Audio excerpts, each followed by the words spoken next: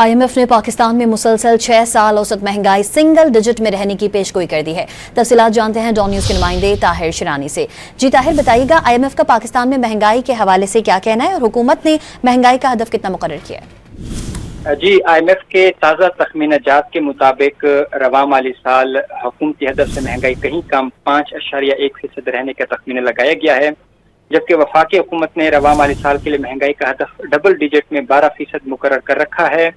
IMF को रवा माली साल के मुकाबले में आइंदा माली साल महंगाई में थोड़े इजाफे की तवक्को का खदशा जाहिर किया गया है, यानी आइंदा माली साल औसत महंगाई 7.7% रहने का इम्कान जाहिर किया गया है, लेकिन इसके बावजूद ये महंगाई सिंगल डिजिट में रहेगी और माली साल 2026-27 के लिए पाकिस्तान में औसत महंगाई का तखमीना 6.5% है।